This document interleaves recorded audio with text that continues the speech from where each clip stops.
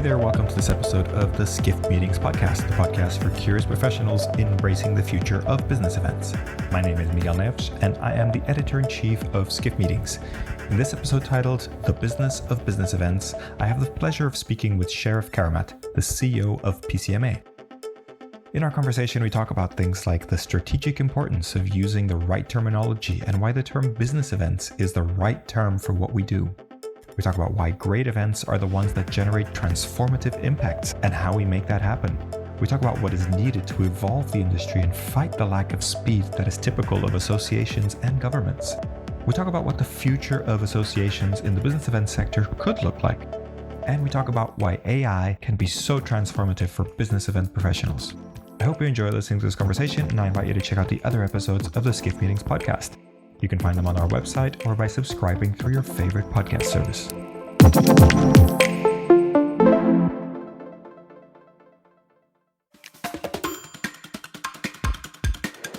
Hello, everybody. Welcome to this episode of the Skift Meetings podcast. And today I am really happy to be joined by Sheriff Karamat, the CEO of PCMA. Sheriff, really nice to have you with us today. Miguel, likewise, it's really nice to be with you on this podcast today. I look forward to our conversation. Excellent. Sheriff, we've known each other for, I don't know, maybe 10 years, something like that, through IMEX, PCMA, all these sort of things. But I'd love you to just start by introducing yourself. And I'd like to kind of two key points I think are really important. One is, I guess, your first introduction to the world of business events. I always think that's a really interesting kind of first perspective. And I guess the journey then to becoming CEO of PCMA would also be, I'm sure, part of your introduction, but I'd love to stress those 2 points if you don't mind. Oh, thank you, Miguel, and thank you for asking about my journey. My first journey to business events was circuitous. I'm not sure I knew about business events or really had any interest in it at the beginning. I was very much a person that wanted to be in sports and soccer or football, as they say in Europe, or the rest of the world outside of US and Canada. I was very much involved with the Toronto Blizzard going back many, many years ago. And at that time, the North American Soccer League had approximately 10 to 12 teams. And the league folded. And subsequently, the team had to fold because there was nowhere to play except international games. However, the owner of our team, the Toronto Blizzard, actually owned 9 hotels in Canada. And he approached me and said, I believe that you should consider being in the hotel business. And I actually knew nothing about hotels. But that's how it started to introduce me to have an interface between the hotel, the supply side of the business, and event organizers. And that was my first taste of that part of the business, and getting into understanding what the business events industry was all about. They used terms back then like congresses, conventions, and some of those terms are still used today. I personally think, and even in PCMA's name, the word convention, but I really believe that there's nothing conventional about what we do in business events. It's about really transformation. And so I've really taken to heart that word lately. But my journey then led me to the Convention and Visitors Bureau in Toronto, which was called at the time Tourism Toronto, now called Destination Toronto. And that at that time, this was going back a number of years ago, SARS happened in Canada, and at least in Toronto, there was a very significant impact on SARS. And during that time, the CEO of PCMA reached out to me and said, how could I help? And it was the start of really getting involved with PCMA, even though I was volunteering for PCMA, plus other industry associations I was volunteering for. And at the end of SARS, the then CEO said, had you ever considered working for an association? And I said, well, I really don't know that much about working for an association, but I certainly like them. And I was offered a job in 2003. And that journey led me to a C-level position at PCMA. And after about 2 years of Deborah Sexton joining as CEO, she said she wanted me to be the COO of PCMA. And that I'd stayed in that position for over 10 years with Deborah before Deborah decided that she wanted to do other things and move on from with her career. And the position was offered to me. And hopefully, I believe the reason why the position was offered to me was because I was very instrumental in writing the strategy and the strategic direction of where PCMA should go. And they felt that I should be the person that would deliver that home. And so that's what got me to this place today. Excellent. So thank you for taking us through that. You singled out this idea of business events and not conventions and conferences and symposiums. Can you talk a little bit more about why that, using that expression, business events, and I think you also use business event professionals a lot in PCMA's communications. Why is that so important to you? Well, I think it's important for a couple of reasons. One is that business events frequently get um, uh, bundled with tourism, and and we are not tourism. We actually, business events is about driving economic good for individuals, organizations, and communities. And there is a big divider as in terms of what you do for a business event versus traveling for leisure. So I think that there's an important, this is critically important. One. Two is that events drive a lot of economic good, a lot of social good, a lot of knowledge sharing. And that is about conducting business. And I don't want that to be lost in other industries and other sectors. It is important for organizations, corporations, and government to understand that the events that we hold is about moving our economies locally and globally and nationally. And that is why that is so important.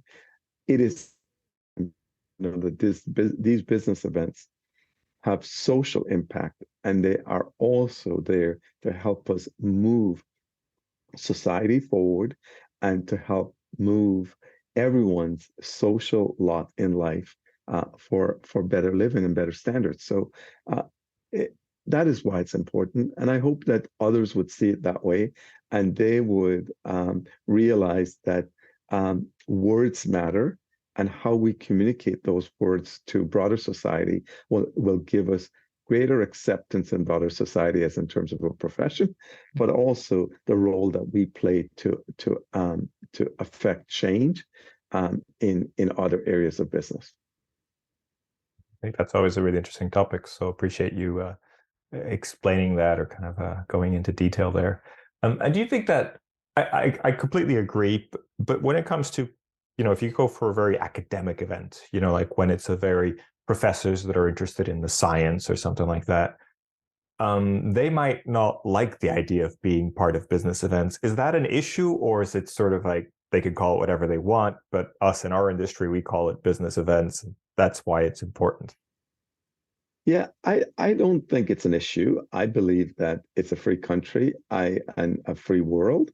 And I think that people, if they're comfortable with the terminology they use, but I also want to know those professors to know that the role that they play, the knowledge that they share, the impact that they have is very important to the business community. And they are driving business outcomes. They are helping society to be more knowledgeable. And all of that lends to a more a productive society. So they might not call it that, but their impact is that. So, and I'm perfectly happy with them calling it what they want, as long as they continue to share knowledge and to help our society grow. Yeah, I like that approach. I think that makes sense. Just a quick question that I think is serious, although it may sound a bit quirky, which is, how do you explain to family and friends that aren't in the industry what you do and what kind of PCMA members do? Yeah. Well, and this is the delineation of leisure versus business events. When anyone have anything organizing an event, it could be a wedding, it could be a funeral, it could be anything. when you organize it, suddenly you get an appreciation for what people in business events, as business event organizers do, what they facilitate because of an outcome, and focusing on that area. So what do you want in an outcome, and relate it into the terms that they understand? Have they ever attended a conference? Have they ever attended a seminar? Have they ever attended a webinar? And do they know how, or did it just magically appear? And once you explain that, they get a better understanding. I will tell you, some of my family members still think I could be their travel agent. So they're always asking me for hotel deals, which Well, it's a so, tough one, but right? But yeah, but it is such a critical role. And one, I feel that it's an obligation of us to explain better, because the role we play is so critical. We focus on just the logistics of what we do, in many instances. Hopefully that's changing. But if we think of the impact versus the logistics and tell people why you do those events, then they'll get a better appreciation of it. absolutely. Yeah, I definitely agree there. So, talking a little bit about events and strategy and design, I don't think we can cover the whole syllabus, but I'd love to get a feeling from you of what you think really makes an event go from good to great, kind of borrowing from Jim Collins's good to great. We all know Mm. conferences can be, average or just kind of satisfactory, but some of them are really excellent. I mean, you've just had your PCMA EduCon record attendance. Congratulations. Maybe use that as an example. What do you think are the key ingredients that make an event go from good to great? And yes, so using that, Jim Collins, you could have a very good event where people are really satisfied, but are you truly having an impact on them? Is it truly transformative? Did it spark something in them that they will do something tomorrow about it? Is the event really having that transformative impact? So I would say event design is really important to make that happen, for starters. How you design events that immerse people to ensure that they can be participants and not attendees as a start. So I'm very much into words, and attendees to me should not be a word that we use. It signifies something that it is not a multi-way conversation and discussion and participation. It seems like almost a one-way when you're attending to absorb, but actually the audience actually has a lot more to give than any expert.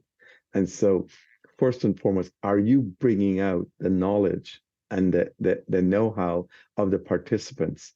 And are they engaged in helping to not just create, but actively deliver on that content is one. Two is the experience and the backdrops and the settings that you have. Is that allowing to facilitate even greater engagement and greater participant in the ideas that you want to convey and the transformative impact that you want to have? So a good event would be people attended and say, yes, yeah, it was okay. There was a lot of people there. But to me, being at EduCon and having a record attendance will matter not to me, and more than likely not to anyone that's attending, if that experience didn't make them feel that they took away tangible things that will transform them as an individual, their work environment, and hopefully some of that to their communities. Hope this isn't a trick question, but Mm. what was your transformation out of EduCon? Because I think, if it really works, it should work for everybody, even the CEO of the organizing association, right? Yeah, a couple of things that I realized in EduCon for myself, and that is, one was we did an accessible session, and it was about taking wheelchairs where you actually had to sit in wheelchairs. And we had quite a few of those sessions where people went through the entire event through wheelchairs and saw you were in the eyes and the seat of someone that used a wheelchair for mobility reasons. And what it did was give you a complete different perspective on how people with different accessibility or issues or whatever that issue might be, the challenges that they face in navigating an event and how lack of access that they have in society. And so to me, that was a big transformation of how we can be better and more intentional in our design so that we can allow for greater involvement, not just at conferences, but in society in general.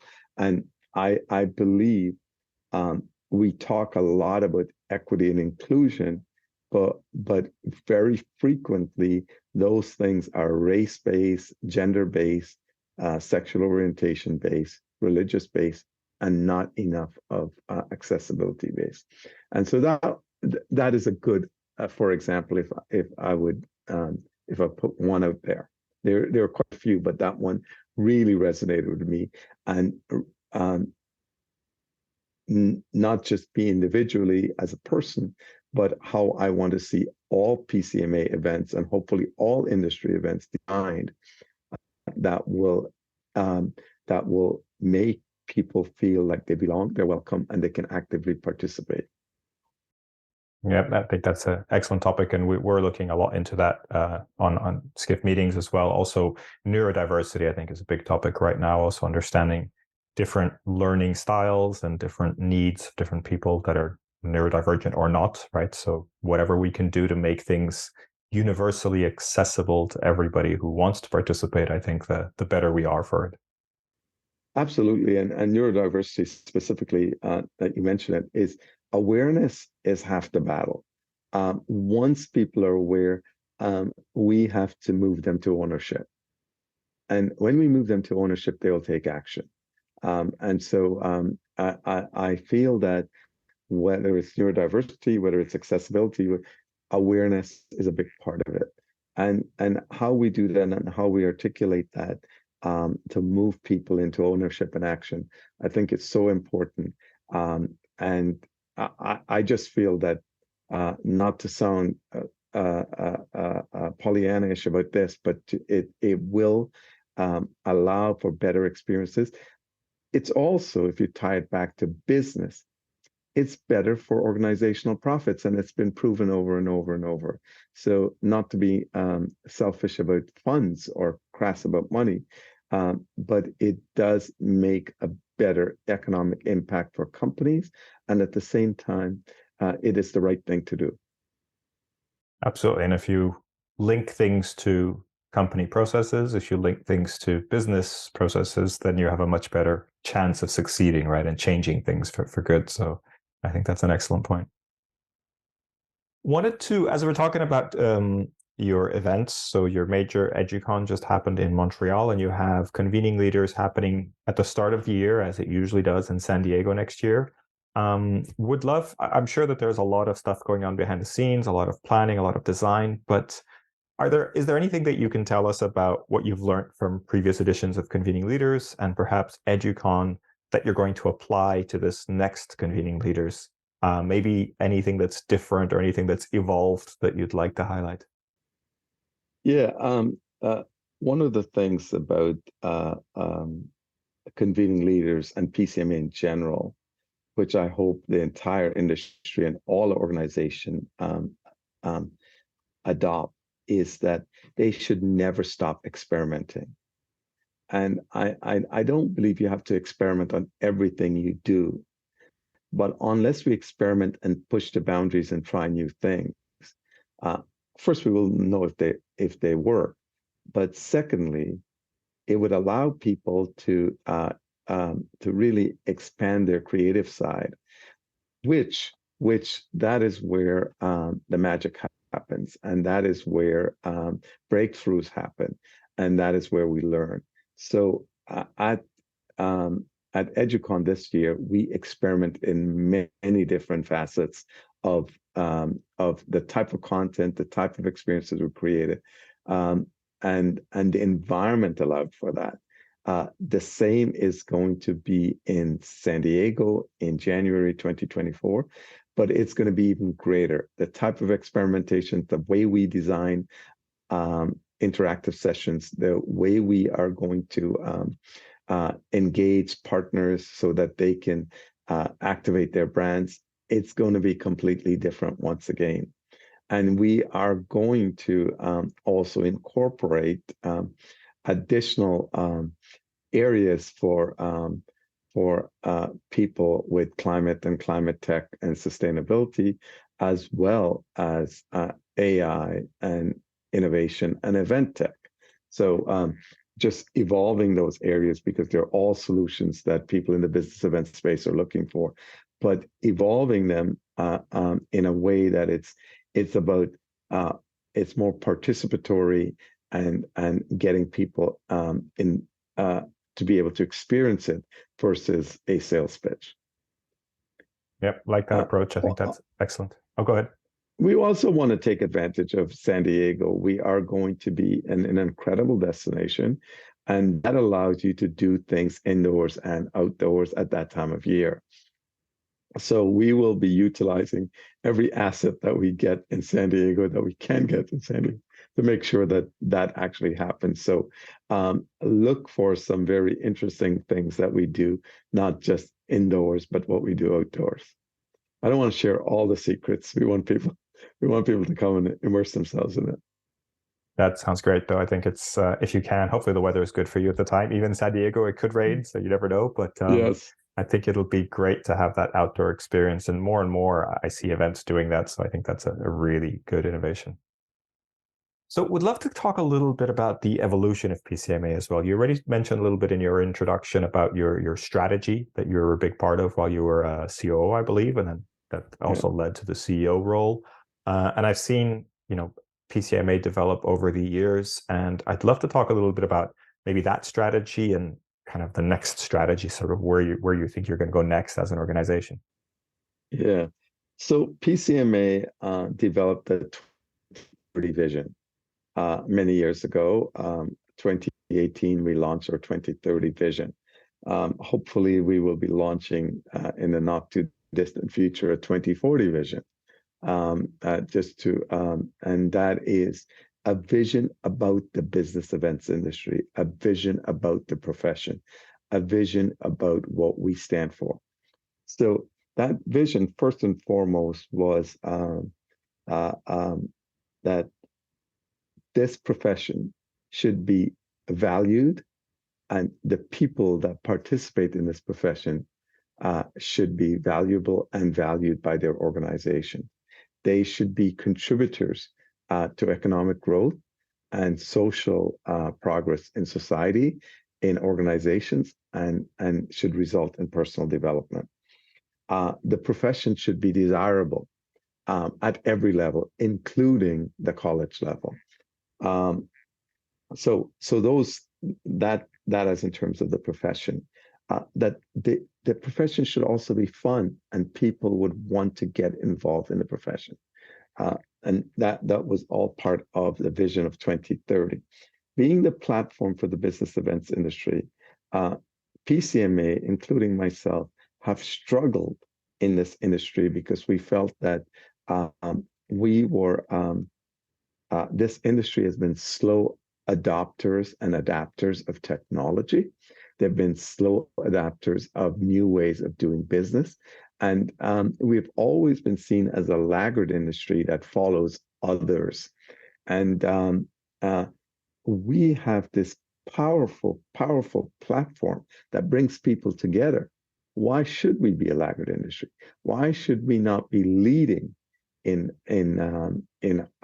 using this platform for economic change and social change? So 2030 vision, PCMA firmly believes that it wants to be the platform for the global business events industry, where all are welcome, and it's about driving economic and social good, not for PCMA, but for every individual that participates in PCMA, for the organizations that they work for, and for those communities that the organizations reside in.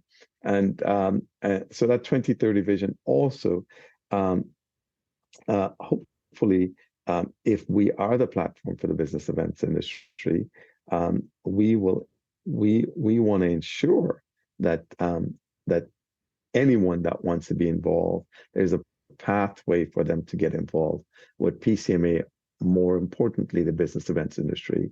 And this profession is valued by other sectors, by government, and is seen as a profession that makes such good contribution to society, which I don't believe even today is not recognized as such.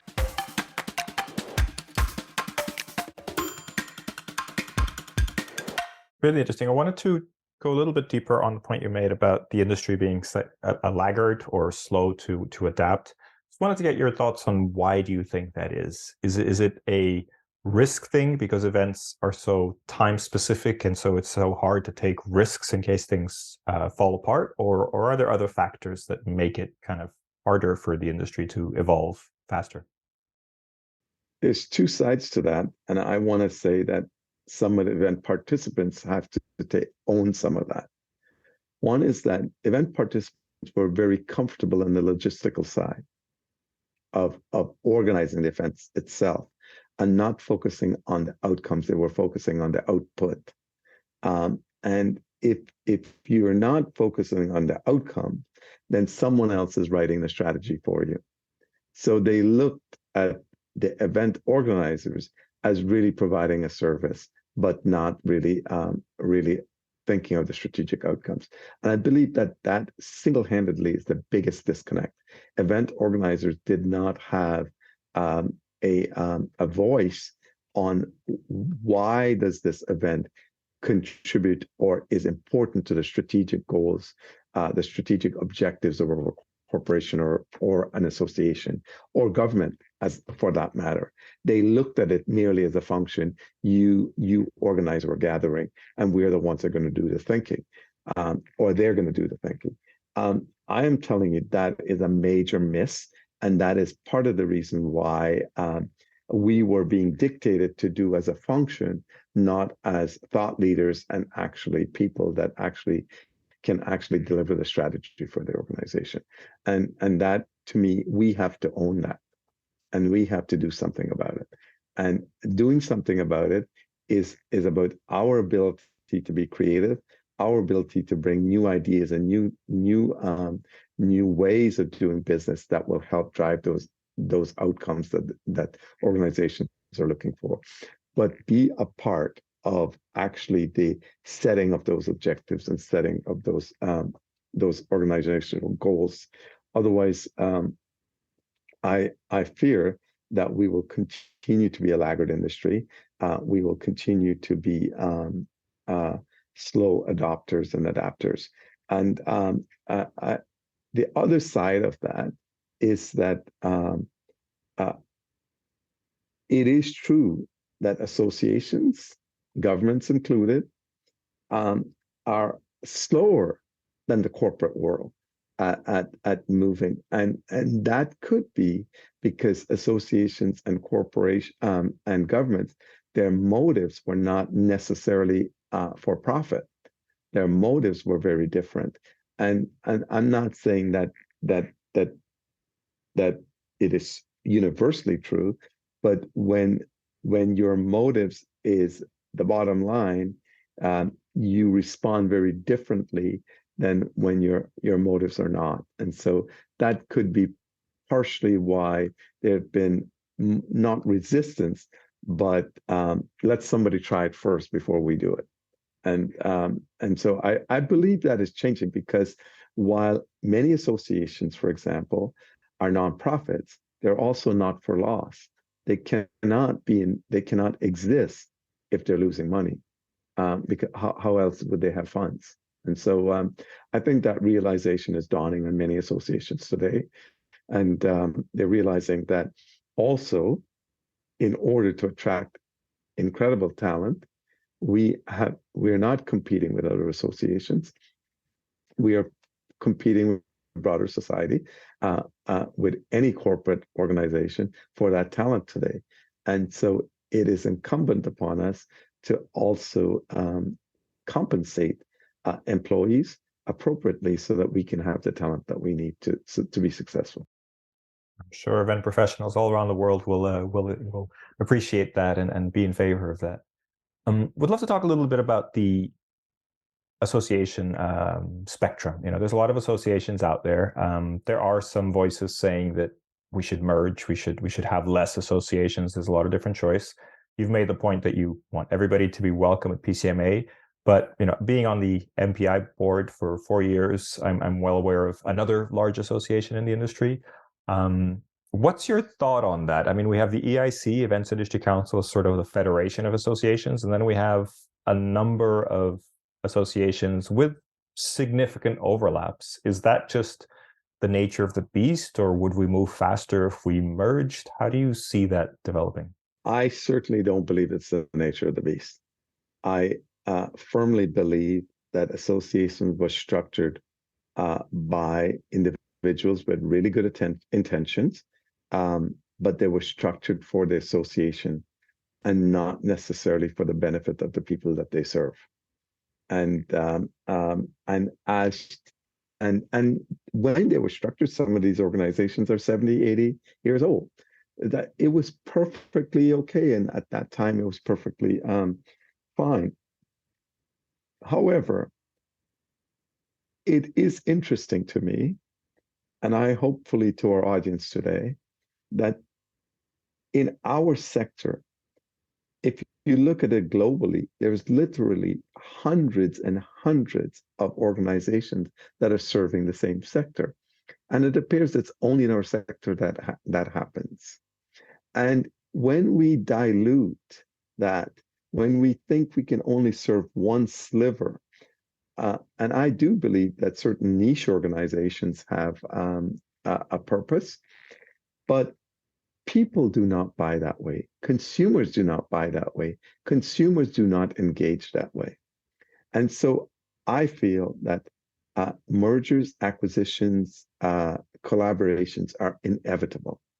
And there will be organizations that are going to try to resist that, and maybe to their detriment, because their members, their customers, their consumers are not thinking that way.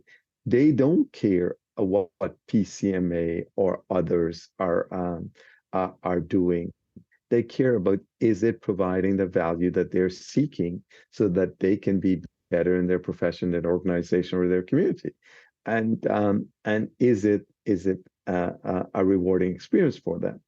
And I believe personally, competition is extremely healthy.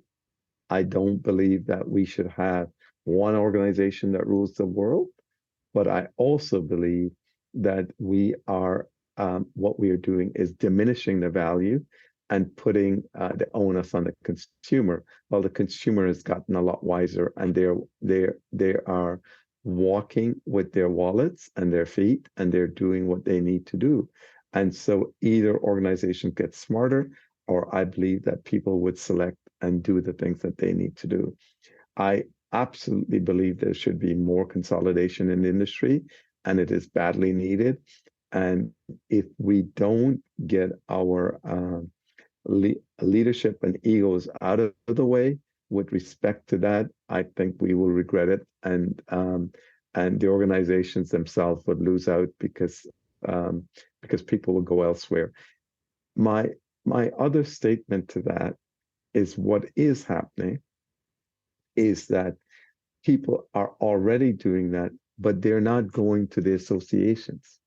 They're going outside of the associations to for-profit companies, because they're tired of organizations delivering the same average experiences, content, and knowledge. And so if this time post-COVID, or this new era that we're in, is not a wake-up call, I don't think it will be a wake-up call.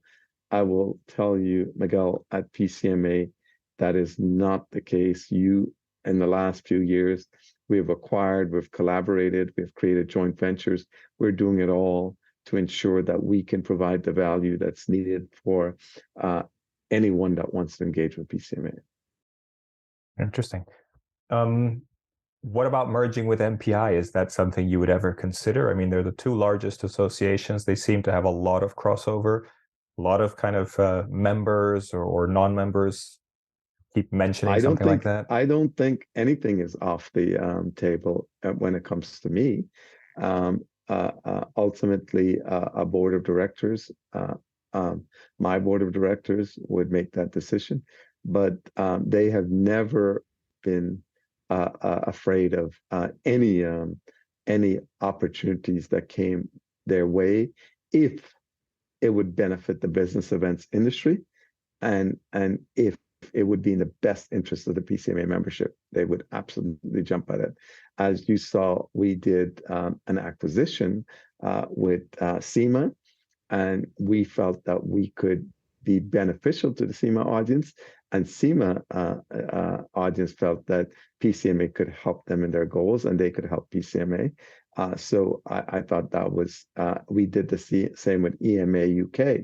We ELI as in terms of a learning platform.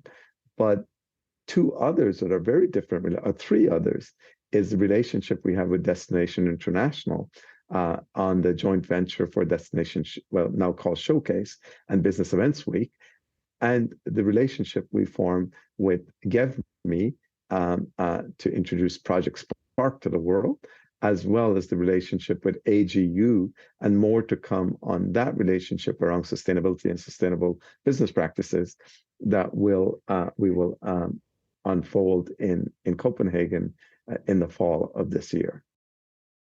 Interesting. Before we jump on Project Spark, because I do want to talk a little bit about AI. I remember we covered the SEMA acquisition, but also ELI and the EMA acquisition, and there was some audience members that felt that they didn't necessarily want to be part of PCMA, and they joined an association like SEMA for a particular reason. You know, they wanted to be in a group of corporate planners or only corporate planners. Maybe that's where they feel safe or they feel they belong. But now being sort of part of a large organization, they felt that that wasn't what they signed up for. Now, of course, you're saying, you know, everybody's welcome, but I could also see that that's a strong reason why you want to be part of a specific group. And then when that group gets acquired, it may not be fulfilling what you're looking for. How would you respond to that, or how are you kind of dealing with that? Yeah, I don't believe an acquisition means that they have to become just PCMA. I believe that I absolutely agree with those SEMA members who didn't feel that they wanted to be a part of a larger association. And that is exactly the reason why we have grown SEMA and continue to grow SEMA to ensure that the SEMA community together is very strong. So where we have integrated has been the things that make sense to integrate, like finance, like marketing, the back of the house. But as in terms of the content, the experiences, the community that they want to build, we have made sure that those things have the opportunity to flourish. The executive director, the advisory board, they're all people from the SEMA community, not from the PCMA community. And what I have to offer anyone with respect to acquisitions, mergers, and the continued growth of the business events industry, that if you come a part of PCMA, it's not about PCMA just taking you over. It is about helping you and help your community to thrive. And that is what we've done with SEMA. That is our intention to do with EMA UK and so forth. So I hopefully, and that was certainly a big concern of the SEMA audience, but hopefully more than 2 years in, the brand is alive and well and growing, and PCMA hasn't taken them over in the sense of changing everything, and everything is now under the PCMA umbrella. so that people feel a lot more comfortable, and they still have the SEMA community that's alive and strong and getting stronger every day. And PCMA is able to put the resources that they might not have had being at SEMA on its own. And so this is an opportunity where if PCMA, for example, is a big tent, we can create opportunities for organization to thrive and be successful. And in SEMA, in EMA, UK, they've all kept their brands the way it has always been. I like that. I think you're trying to approach and create a best of both worlds situation, right? Where you have the resources and the umbrella organization, but then have the individual desires of the members and the reasons why they become members of those specific associations.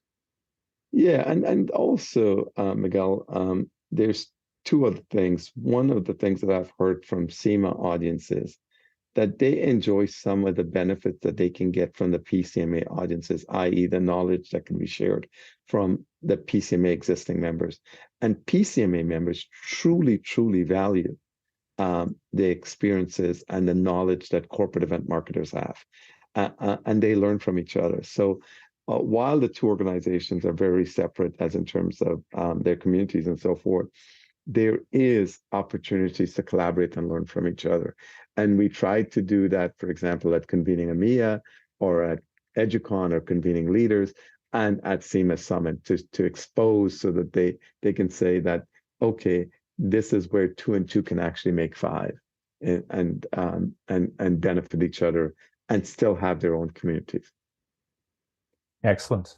Good to hear. So let's talk a little bit about Project Spark. I mean, that was announced at IMEX. I've played around with it. We've done some reporting on it, and it's a pretty interesting collection of different AI tools in one platform. So I think it's very smart in that sense, and it's a collaboration with GevMe, right, which is an event tech company based in Singapore. How did that come about, and what are the kind of future plans for it? Anything that you can share there? Yeah.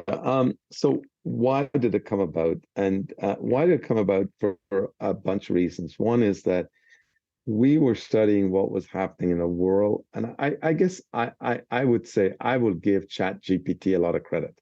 ChatGPT sort of good and bad normalized or made AI a household world. We were all using AI for a number of years. We had it on our website through Siri and so forth. But really, people didn't consciously think of AI the way ChatGPT brought it to the forefront of the world. So I give them huge kudos with respect to that.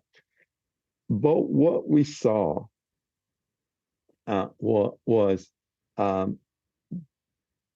when we were looking at what was impacting industry, we looked at sustainability, we looked at AI, and we looked at ChatGPT itself.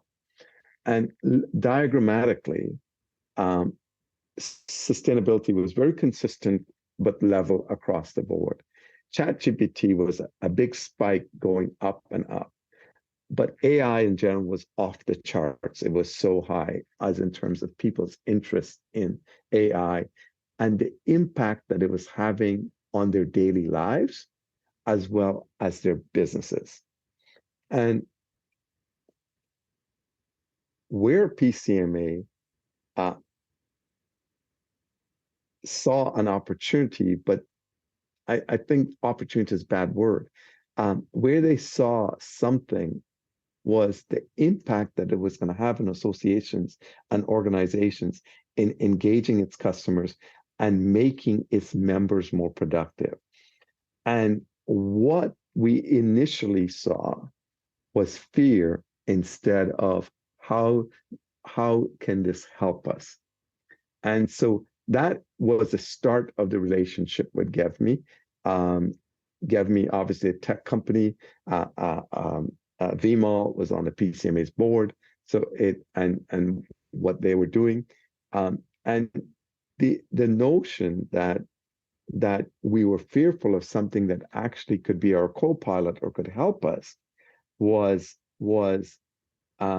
concerning to me personally, and should be concerning to everyone, And that is why we really wanted to latch on to the phrase that uh, uh, AI is not going to take your job away, but the people using AI will.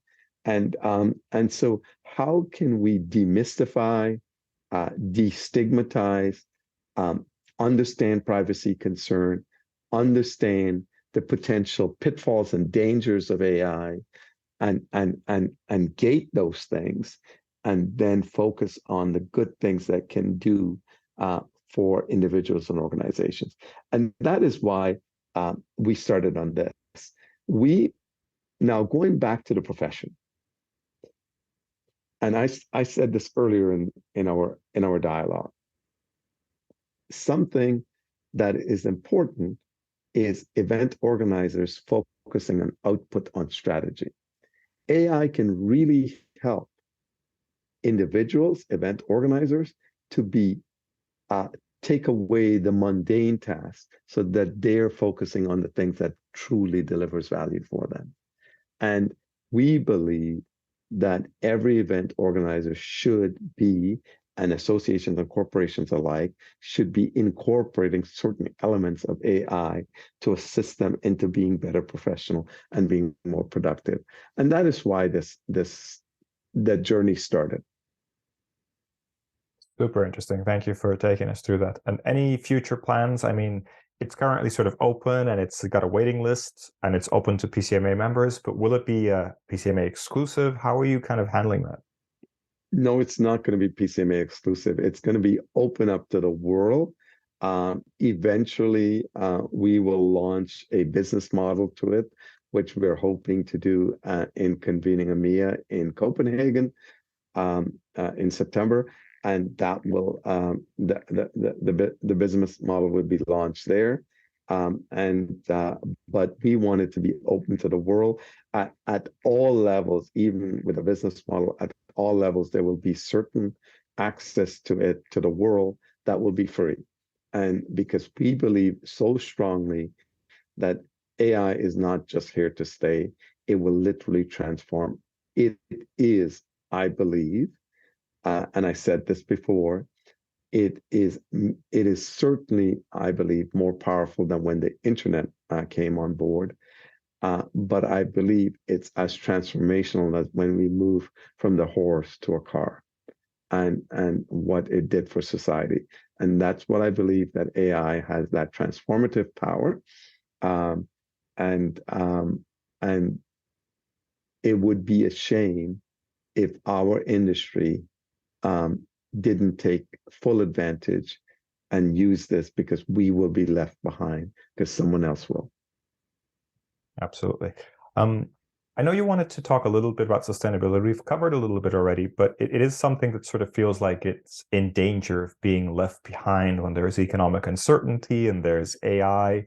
But if we don't solve our sustainability issues, we may not be around to really reap the benefit of any of that. So would love to kind of get your ideas on where we are with sustainability or where we should be. Yeah, I think with AI being the hottest, latest thing, you people can easily lose sight of sustainability. I also believe that if we don't do the right things, people can actually have fatigue of a subject. And interestingly, sometimes when things move slowly or they don't impact you directly, you don't think it exists. But, you know, I believe it was a couple of days ago that we had the world's hottest day ever recorded. The reality is that our planet is warming up. Sustainability is an issue. CO2 emissions is an issue. But humans also have to live. And uh, our relationship with AGU about sustainable business practices around knowledge sharing and education, about benchmarking and also offsetting uh, is so important. And You are right to point out that we'll be wrong if we don't solve it. I do believe that there's an interesting time that we're facing, and that is technology is advancing so much that technology and climate scientists pose a real potential to help us in our ability to solve some of the major challenges around climate. I also um, believe that we need to speak in different terms. We tend to speak in a way where we actually vilify people that have powered of economies for so many years, and we should not be doing that. Our current energy sources, we need them. We absolutely need them. And we have to coexist with current energy sources while we create new energy sources and develop new energy sources. So I have least patience for people that vilify oil and gas and so forth, because we would not be here to the place we are and the society that we have and the privileges that we have if it wasn't for those energy sources. Now, is that absolutely our future? No, but we have to develop them while we continue to be reliant on powering ourselves. And so we've got to coexist. And so I'm hoping our rhetoric towards our legacy industries are such that that it changes, that changes that conversation. And then as we get to broader society, talk about what are the benefits on creating these new energy sources? How are they going to impact not just our lives, as in terms of our longevity, but also the type of jobs that they're going to create in the communities that we live in, so that we can have more meaningful jobs. So I think there's a lot of positives here. It's something that none of us should stop talking about. And it certainly is something that is going to imperil all of us if we don't take action. I think that's a really wholesome approach. Not vilifying, I think, is a very interesting point. And obviously, meetings are a big part of driving this forward and figuring out what the next steps are. So it'd be great to kind of be part of that conversation rather than try to ignore those conversations or kind of hide those conversations in some way. Yeah, and if I may add, I am also adamant that I will not allow anybody to vilify people that participate in events. I do believe the solutions come when we meet, when we get together. I also believe that solving the climate crisis does not mean that we have to stop being humans. And we saw what happened during COVID. We saw what happened during COVID with respect to uh, um, uh, mental health issues that appeared on the scene. There was always mental health issues, but we never heard of them to the extent that we heard of them during COVID. And the fact of the matter, human beings need to be with other human beings, and we need to meet. And if we're going to advance our society, and we're going to break down barriers, and we're going to have common understanding, we need to continue to meet. So I am also not a fan of those that will vilify people that meet for business event purposes. Well, let's not end on a low point, but I think this is a topic that's definitely worth discussing and worth continuing and evolving the discussion. I think meetings are an important part of that. Sheriff, been an absolute pleasure talking to you. We could go on for hours, but I know we everybody's busy and we want to make sure to keep the conversations relatively short. Really appreciate your time. I would love to get your recommendation for someone who should be a guest on the podcast. Well, since we are talking about climate sustainability, I would like to recommend the interim CEO of American Geophysical Union, AGU, Janice LaChance. I really believe her take on an approach to help solve the climate issue is something that everyone should hear. And what AGU and the climate scientists that they have around the world are doing to help, I think that she will bring an interesting perspective, Miguel. So I will highly recommend her. I think that's an excellent recommendation, and we look forward to continuing that conversation. Hopefully, finding more solutions to the sustainability issues that we have and being part of that conversation. Sheriff, appreciate your time. Thank you so much for joining us today, and everybody listening, hope you enjoy the conversation as much as I did, and see you next time. Miguel, thank you so much. It was my absolute pleasure. Thank you for having me.